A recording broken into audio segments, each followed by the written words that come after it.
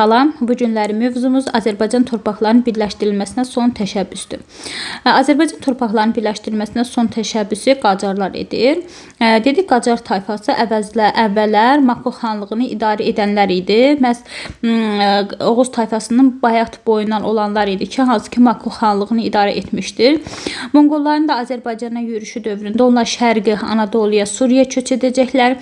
14-cü əsrdə Aqonlu tayfa birliyinin tərkibində yaşamışlar, Diyarbəkirdə yaşamışlar.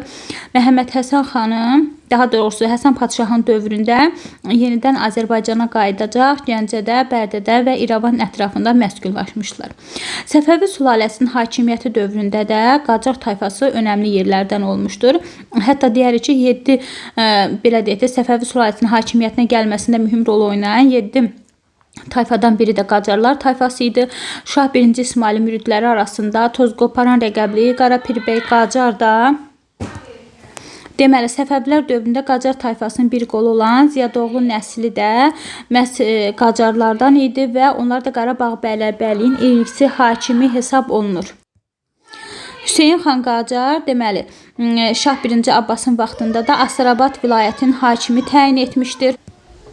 Deməli, deyəcəyik ki, Qacarlar tayfası da 2 hissədən ibarət idi. Hansılardır? Qovanlı və Dəvəli hissələrindən ibarət idi.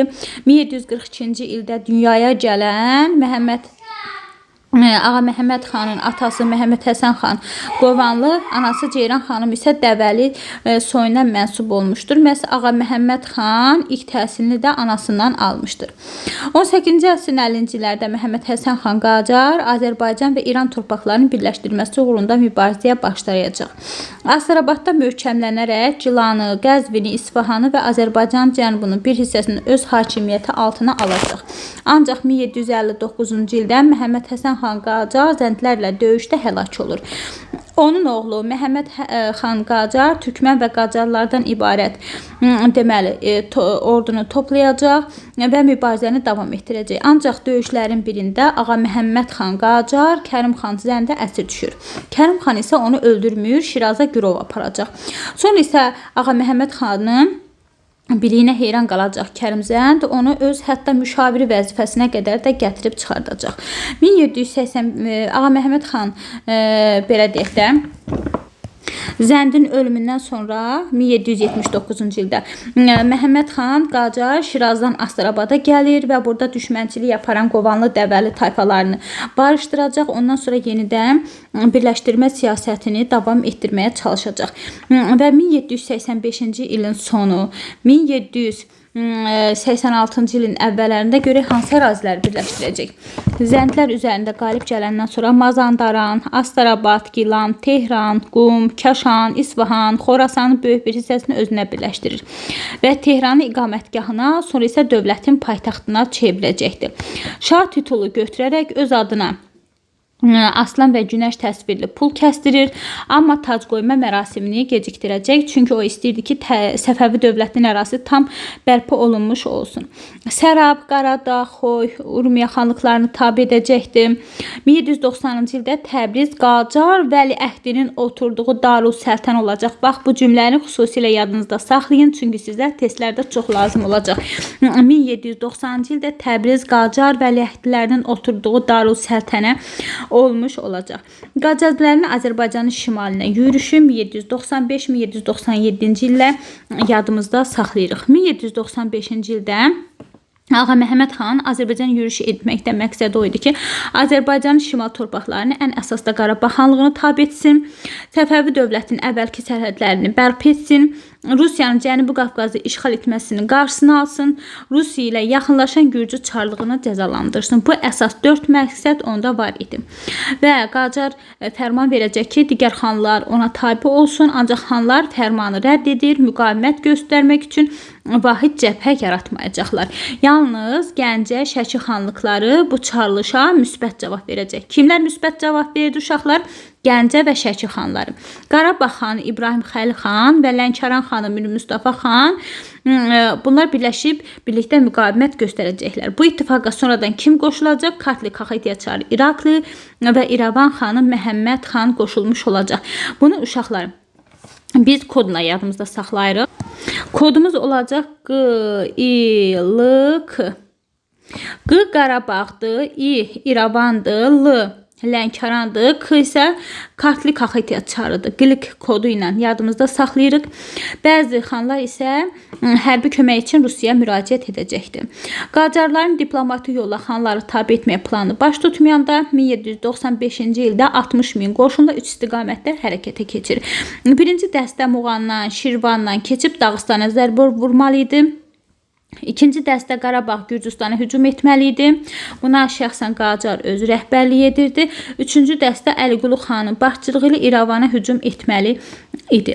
Ağa Məhəmməd xan Qacarın Azərbaycana birinci yürüşü zamanı ona qarşı ittifaq yaratmış. Xanlıqlar dedikdə biz bəyəxçi kodu yadımızda saxlayırıq. Q-İ-L-K qlik kodu ilə. Lənkərana yürüş edəndə Mir Mustafa xan müqavimət göstərmək iqtidarında olmadığı üçün əhalini Sarı adasına köçürəcəkdir. İrəvan deməli istiqamətinə yürüşə gedən qoşuna da Qacarın qardaşı Əliqulu başçılıq edirdi. O da Naxçıvanda sərt müqaviməti rast gəlir. Əliqulu xan Naxçıvanın mühasirəsindən əl çəkib İrəvan qalasını ələ keçirəcəkdir. Qacarın yürüşü zamanı əsas hücum hədəfi yenə də həmişə kimi Qarabağ xanlığı idi. Ancaq bu zaman İbrahim Xəlil xan Qacara mane olmaq üçün Xudafərin körpüsünü tutmağa əmr edəcəkdir. Bir təhər Qacar Şuşa qalasını mühasirəyə alır və 33 gün mühasirədə saxlayır. Ancaq qala müdafiəçilərinin deməli hücumları dəf edəcəkdir.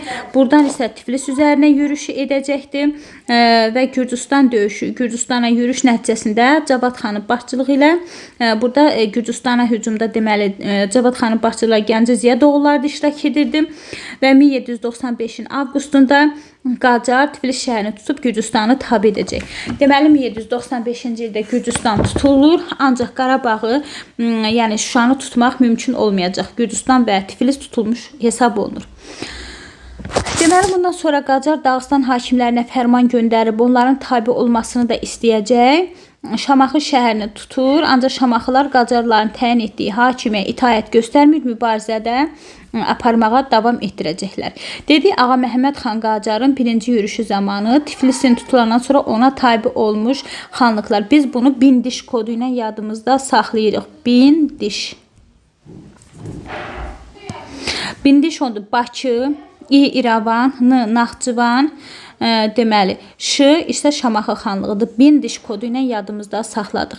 Qacar ordusu Gürcüstandan Gəncəyə gələcək. Bu zaman Şamaxı xanı Mustafa xan Qacarın ordusuna müqavimət göstərmir.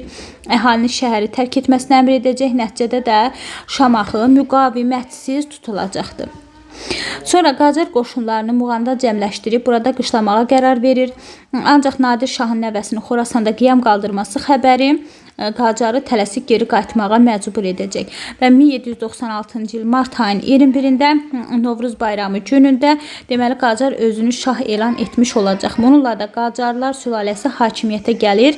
1796-cı ildən 1925-ci ilə qədər Takir Rıza Şahın hakimiyyəti ələ keçirməsinə qədər Qacarlar Azərbaycanda hakimiyyətdə olacaqdır. Deməli Qacarın Rusiyanın himayəsində olan Gürcüstanı tutması Rusiya Çariçası 2-ci Yekaterinanın əvvəlcədən planlaşdırdığı Cənuba Qafqaza işğalçılığına bəhanə verəcək. Belə ki biz dedik ki 1783-cü ildə zaten Rusiya Gürcüstanı tutmuşdu, öz himayəsinə almışdı. Onlara xəbər gələndə ki deməli Qacarlar Gürcüstana hücum edir, qəsdən Rusiya Gürcüstanı müdafiə etməyəcək. Çünki ona bəhanə lazım idi Cənubi Qafqazın işğalına və bu bəhanə də 2-ci Yekaterinanın əlinə keçmiş olacaq. Və 1796-cı ilin yazında Qacarlar dövlətinə Zubovun başçılığı ilə Ruslar qoşun yeridəcək. Və bu zaman Azərbaycanda Dərbənd, Quba, Bakı və Gəncə xanlıqları işğal edilmiş olacaq. Dərbənd, Quba, Bakı və Gəncə xanlıqları. Ancaq 1796-da 2-ci Yekaterina öləcək və bundan sonra Rus qoşunları Azərbaycan torpaqlarını tərk etmək məcburiyyətində qalacaqlar. Və 1797-nin yazında Qacarların Azərbaycana ikinci yürüşü başlayacaqdır. Bu zaman Deməli, 1797-ci ildə Qacarın ordusu Ərdəbildən Azərbaycan şimalına hücuma başlayanda Lənkəran xanlığı tabe ediləcək. Hansı xanlıq tabe edildi? Lənkəran xanlığı. İkinci yürüş zamanı Qacarın yenə də əsas hədəfi Qarabağ olacaqdı. Qarabağ birləşdirməsi əsas yer tutacaqdı. Qarabağ xanlığından sonra Şamaxı xanı Mustafa xan, Şəki xanı Səlim xan, Quba xanı Şeyxəli xan və Gəncə xanı Cavad xan Qacara öz itaətlərini bildirəcəklər və Şamaxıya hücum zamanı alicənablıq göstərən Qacar şəhər əhalisini belə deyək də incitməyəcək və buranı qarət olunmasına imkan verməyib, qənimət belə deyək də ordunun əlinə keçmiş qəniməti pulu öz xəzinəsindən verməyə razı olacaqdı. Deməli, ikinci yürüş zamanı Lənkəran, 2 dənə qığlar Quba və Qarabağ, 2 dənə şıllar Şəki və Şamaxı və Gəncə tabi olunacaqdı. Lakin Qacar Şuşaya gələndə Bakılı Hüseynqulu xan, Gəncəli Cavad xan 1796-cı ildə Rus ordusuna müqavimət göstərmədikləri üçün həbs olunacaq. Deməli, Bakılı Hüseynqulu xan və Gəncəli Cavad xan niyə həbs olundu? Çünki Zubov hücum edəndə onlara belə deyək də müqavimət göstərməmişdir. Və bu həbs olunanların içərisində Molla Pənah Vaqif və xanın Batman Qılıç rəqəbli qardaşı oğlu da var idi ki, onlar da həbs olunmuşdur. 1797-ci il iyulun 4-də Ağa Məhəmməd Şah Qacar Şuşada sui-qəsd nəticəsində öldürüləcək. Ondan sonra hakimiyyətə Babaxan Fətəli Şah 1797-1834-cü ildə gəlmiş olacaqdır. Bəli, uşaqlar, izahımız bu qədər. Dinlədiyiniz üçün təşəkkürlər.